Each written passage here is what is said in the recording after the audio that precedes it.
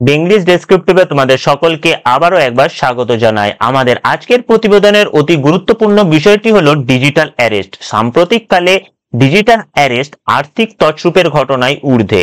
তাই digital arrest বিষয়টি এবছর ক্লার্কশিপ মেন্স পরীক্ষার প্রতিবেদনের জন্য একটি অতি গুরুত্বপূর্ণ বিষয়। তোমরা প্রত্যেকেই জানো আমরা প্রতিদিন এরূপ গুরুত্বপূর্ণ প্রতিবেদন নিয়ে আলোচনা করে থাকি। আর যারা এখনো আমাদের প্লেলিস্ট চেক করনি তারা অবশ্যই প্লেলিস্টের মধ্য থেকে এই সকল গুরুত্বপূর্ণ বিষয়গুলি দেখে নেবে, যেখানে থাকছে তোমার শিশু শ্রমিক, নারী সুরক্ষা, উত্তরবঙ্গের ভয়াবহ বন্যা, আর্টিফিশিয়াল ইন্টেলিজেন্স, অপারেশন সিন্দুর, এইরকম অতি গুরুত্বপূর্ণ বিষয়। আর অবশ্যই প্রতিবেদন লেখার মাস্টার ক্লাস বা প্রতিবেদনের এই গুরুত্বপূর্ণ নিয়মাবলীর ভিডিওটি দেখতে ভুলবে না, কারণ এর মাধ্যমে তুমি প্রতিবেদন লেখায় মহারথী হয়ে উঠবে। তোমরা দেখতেই পাচ্ছ প্লেলিস্টটি এখানে তোমাদের সামনেই রয়েছে, তাহলে অবশ্যই প্লেলিস্টটি চেক করে এর মধ্যে গুরুত্বপূর্ণ ভিডিওগুলি দেখে নেবে। এখন আমরা দেখে নেব আজকের প্রতিবেদনটি। তোমরা প্রত্যেকেই জানো প্রতিবেদন সাধারণত তিনটি অনুচ্ছেদে বিভক্ত হয়ে থাকে। প্রথম অনুচ্ছেদে থাকে ভূমিকা এবং শিরোনাম। এখন আমরা সেই ভূমিকা ও শিরোনামটি দেখে নেব। এখন আমরা স্ক্রিনে ভূমিকা এবং শিরোনামটি দেখতে পাচ্ছি। আমরা পরীক্ষায় ঠিক যেমন ভাবে লিখতে হয় ঠিক তেমন ভাবেই প্রত্যেক উত্তর দিয়ে থাকি। আমাদের আজকের শিরোনাম হলো ভার্চুয়াল বন্দি। তার কারণ হলো যে সকল সাইবার ক্রিমিনালরা এই ডিজিটাল অ্যারেস্টে অংশগ্রহণ করে তারা ভার্চুয়ালি কাউকে গ্রেপ্তার করে বা বন্দি করে নেয়, এই জন্যই ভার্চুয়াল বন্দি এটি একটি উল্লেখযোগ্য শিরোনাম। এবার এই ভূমিকাটি দেখে নেব এবং বুঝে নেব। তোমাকে দেখার সাথে সাথে বুঝতেও হবে, কারণ তুমি যদি না এই ধারণাগুলি বুঝতে পারো তাহলে অবশ্যই পরীক্ষায় কিন্তু মনে পড়বে না। তাহলে চলো বুঝে নেই। সাইবার অপরাধের জগতে এখন এক নতুন ত্রাস ডিজিটাল অ্যারেস্ট, অর্থাৎ ডিজিটাল অ্যারেস্ট হলো এক নতুন ভয়াবহ ঘটনা সাইবার ক্রাইমের জগতে। এটি আইন প্রয়োগকারী সংস্থা যেমন পুলিশ, সিবিআই, ইডি বা বিচারকের ছদ্মবেশে সংগঠিত এক সুপরিকল্পিত মানসিক নিপীড়ন, যার প্রধান উদ্দেশ্য কি? আর্থিক প্রতারণা। অর্থাৎ আর্থিক প্রতারণার উদ্দেশ্যেই এই আইন প্রয়োগকারী সংস্থার বিভিন্ন রকমের কর্মকর্তা, সরকারি আধিকারিক যেমন পুলিশ, সিবিআই বা বিচারকের ছদ্মবেশে এটি সংগঠিত হয়ে থাকে।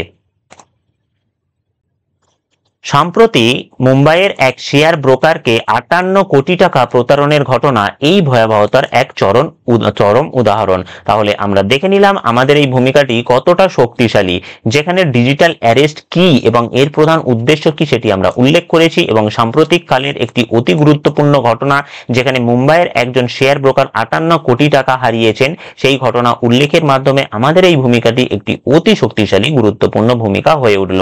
আর যদি এরকমই অতি গুরুত্বপূর্ণ প্রতিবেদন তোমাদের প্রয়োজন হয়ে থাকে তাহলে অবশ্যই একটি কমেন্ট, লাইক এবং সাবস্ক্রিপশনের মাধ্যমে আমাদের পাশে থাকবে। এবার আমরা দেখে নেব এই প্রতিবেদনের মূল বিষয়বস্তুটি। চলো দেখে নেওয়া যাক।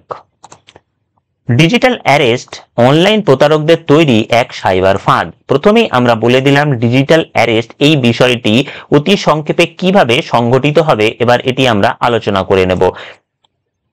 এই প্রতারকরা তদন্তকারী সংস্থার আধিকারিকের ছদ্মবেশে ভিডিও কলে ভুক্তভোগীকে বা ভিকটিমকে গ্রেপ্তারের হুমকি দেয় এবং আইনি জটিলতা এড়ানোর জন্য অর্থ দাবি করে মানুষকে ফাঁদে ফেলে। তাহলে ডিজিটাল অ্যারেস্ট কিভাবে হয় আমরা সেটি বলে নিলাম।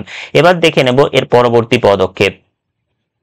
এই মানসিক চাপের মুখে বহু মানুষ, বিশেষত প্রযুক্তি অনগ্রসর প্রবীণ নাগরিকেরা নিজেদের সমস্ত সঞ্চয় খুইয়ে ফেলছেন।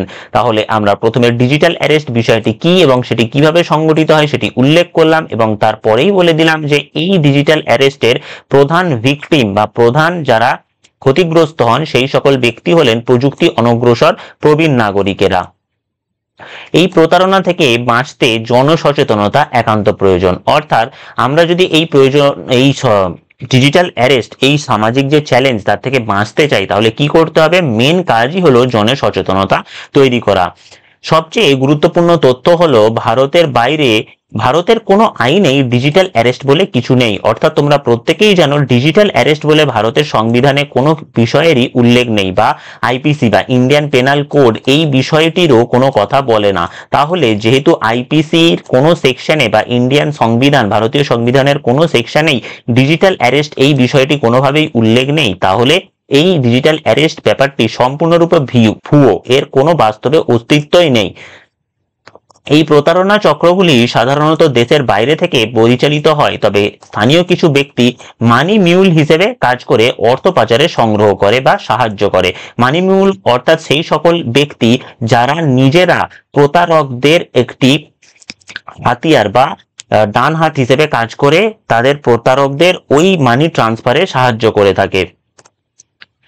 এই চক্রকে ভাঙতে হলে আন্তর্দেশীয় সাইবার সহযোগিতার পাশাপাশি স্থানীয় স্তরে এই প্রতারকদের বিরুদ্ধে কঠোর ও দৃষ্টান্তমূলক ব্যবস্থা নেওয়া অত্যন্ত প্রয়োজনীয়। তাহলে আমরা দেখে নিলাম ডিজিটাল অ্যারেস্টের এই মূল বিষয়বস্তুটির মাধ্যমে আমরা ঠিক কেমন ভাবে আমাদের জোরালো বক্তব্য রাখতে পারি। এখন আমরা দেখে নেব এই প্রতিবেদনের উপসংহারটি। চলো দেখে নেওয়া যাক।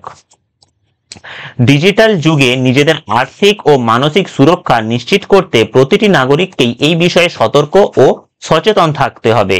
ডিজিটাল অ্যারেস্টের সম্মুখীন ব্যক্তিকে ভীত না হয়ে সঙ্গে সঙ্গে স্থানীয় পুলিশ বা সাইবার ক্রাইম হেল্পলাইন যথার্থ 1930-তে যোগাযোগ করতে হবে। তাহলে বুঝতে পারছো কিভাবে অতি সংক্ষিপ্তভাবে আমরা এই প্রতিবেদনকে সম্পন্ন করতে পারি। তোমরা প্রতিবেদনে মহারথী হয়ে উঠতে চাইলে অবশ্যই প্রতিবেদন রচনার নিয়মাবলী দেখবে। সারাংশ রচনার এই বিশেষ গুরুত্বপূর্ণ নিয়মাবলী তোমাদের জন্য খুবই সহায়ক হতে চলেছে। আর যদি সার্থক বঙ্গানুবাদ করতে হয় তাহলে দেখতেই হবে বঙ্গানুবাদের এই নিয়মাবলীটি।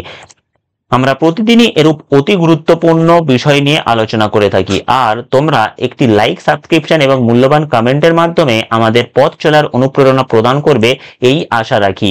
দেখা হচ্ছে পরের ভিডিওগুলিতে খুব তাড়াতাড়ি। ততক্ষণ তোমরা প্রিপারেশন নিতে থাকো এবং আমাদের সাথে যুক্ত থাকবে। আর চ্যানেলটি সাবস্ক্রাইব করার পর অবশ্যই বেল আইকনটি প্রেস করতে ভুলবে না, কারণ এটি প্রেস করতে ভুলে গেলে অবশ্যই গুরুত্বপূর্ণ আপডেট মিস করে যাবে। দেখা হচ্ছে পরের ভিডিওতে খুব তাড়াতাড়ি। Thanks for watching dear students, have a nice time, good bye.